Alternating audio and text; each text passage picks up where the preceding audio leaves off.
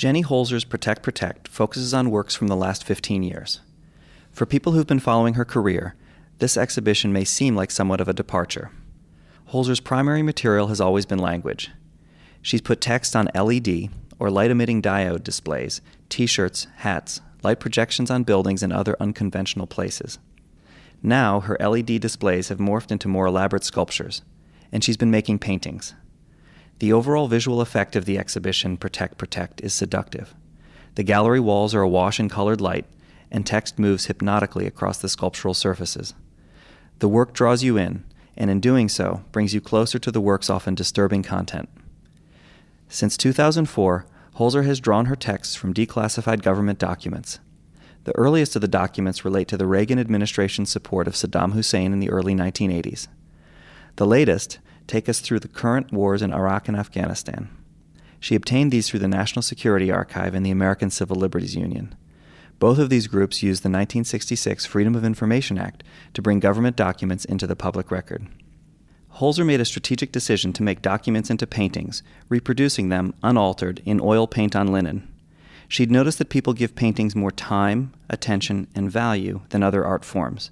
She wanted people to look at these documents in the same way. Like most of her document paintings, Request for Approval Green-White is a bit hard to read. Holzer has enlarged the original letter-sized page, which was already a poor quality print after having been photocopied, scanned, or faxed a number of times. She's reproduced a memo containing a kind of interrogator's wish list.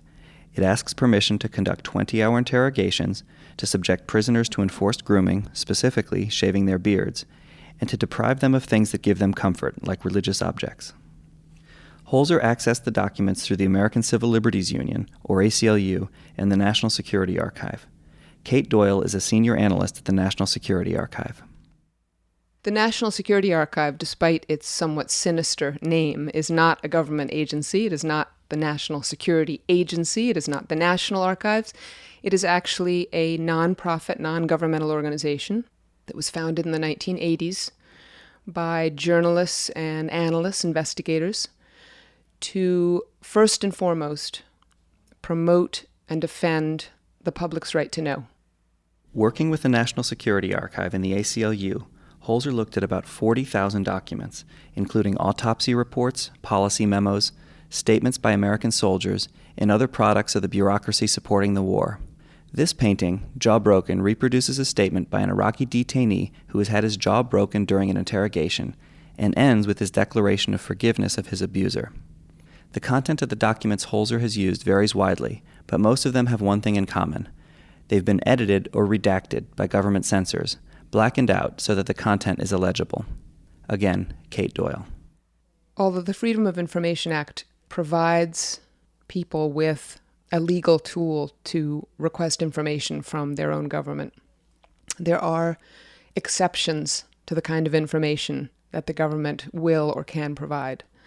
Those exceptions or exemptions are specified in the law, and they might be for reasons of, for example, national security. B1, the national security exemption in the Freedom of Information Law, is one of the key exemptions that are used in denying us information that we request to government agencies. And those black marks will cover anything from the most sensitive intelligence information, such as the names of sources of intelligence or the methods that are used by the government to gather intelligence, whether it be wiretapping or spying.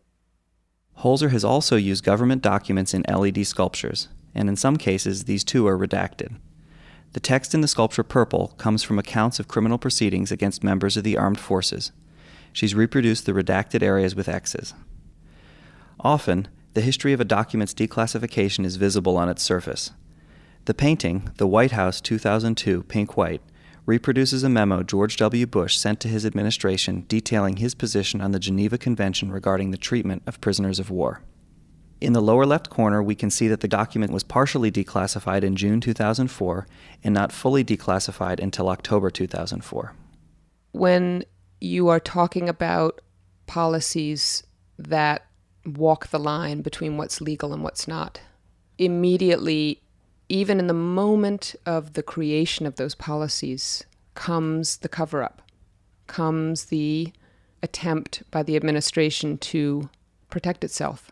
And what you're seeing when you see documents with text that has been released over a long period of time is you're seeing the push me, pull you of public demand.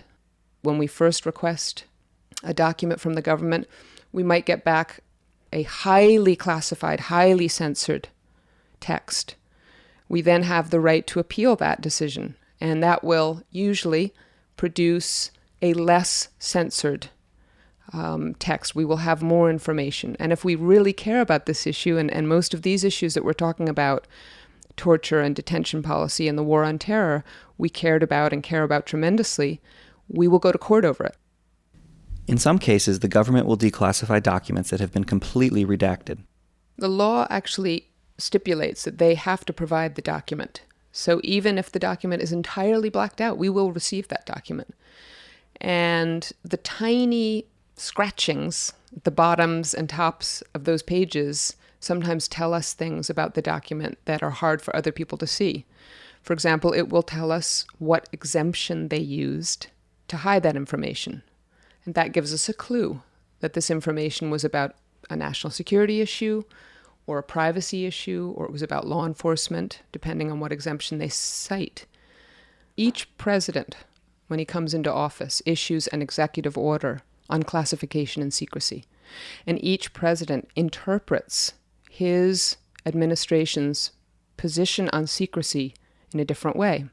There are very real, concrete efforts to investigate, possibly for prosecution, some of the officials of the Bush administration for policies that were clearly illegal at the time they were carried out.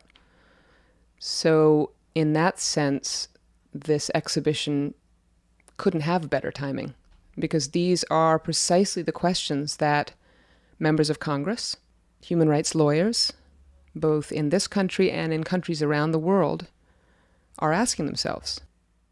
Power dynamics and sexual violence have been important subjects in Holzer's work for many years. In 1994, Holzer produced a series of works called Lustmord, a German word that translates loosely as rape murder. The works respond to the genocidal war in the former Yugoslavia. Early in that conflict, it became evident that Serbian soldiers were raping Bosnian women in a deliberate, systematic fashion, using rape as a weapon of war. For Lustmord, Holzer wrote texts from the perspectives of the victims, the perpetrators, and, because these crimes were often committed very publicly, the observers. In this version, the texts have been engraved on metal bands encircling human bones, which Holzer purchased from natural history stores. In earlier presentations of Lustmord, the texts were written on people's bodies. Laurel Fletcher is professor of law and director of the International Human Rights Law Clinic, University of California, Berkeley. In virtually every conflict in the world involving displacement of civilians, you will see incidences of rape of women.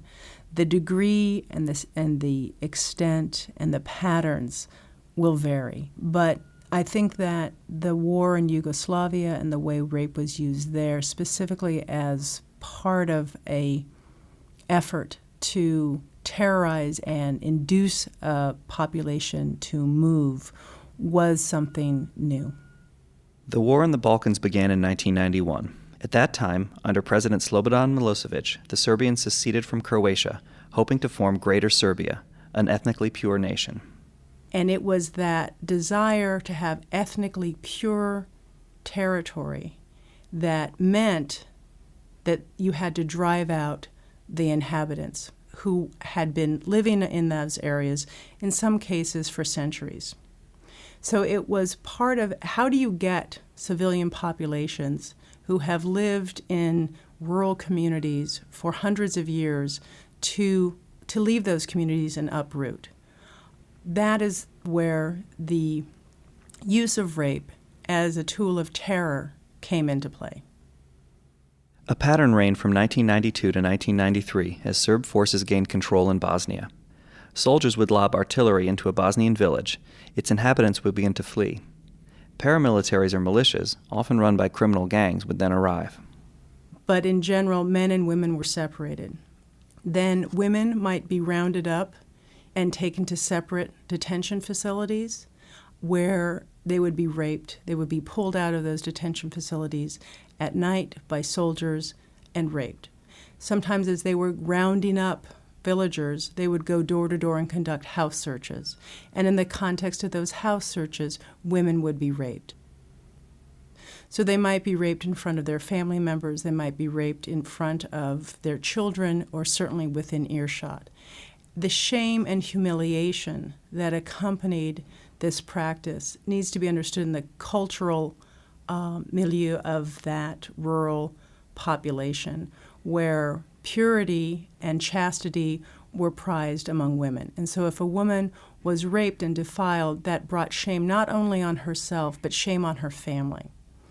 And for that reason, then women would want to flee and never return to their homes. Sometimes women would become pregnant, and they would be told both in the course of the rape and afterwards that now you're going to bear a Serbian child. Others, if they were lucky, were able to then escape or be released because they had been impregnated by a Serb, in the sense sending the woman and her full womb as a testament to the conquest of her body by Serbian forces. And so as she returned to her community, then that would send a message and a ripple effect.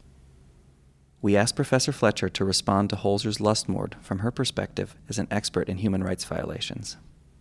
I think that one of the challenges to all of us is not to turn a blind eye or to shutter our hearts to the pain and suffering of victims, which can become overwhelming if you pay attention to the stories. And sometimes it takes focusing in on the fine details that may not be the precise descriptions of physical acts, but it's as though you can't look directly at a star to see its reflection. You look to the side and it will come into focus more clearly. I think that the exhibit serves the same function. It allows us a pathway that is perhaps easier to journey down, but it's an invitation to honor the suffering and the experience of victims. Protect, Protect is on view at the Whitney Museum until May 31st, 2009. This is Nicholas Holmes of the Whitney Museum.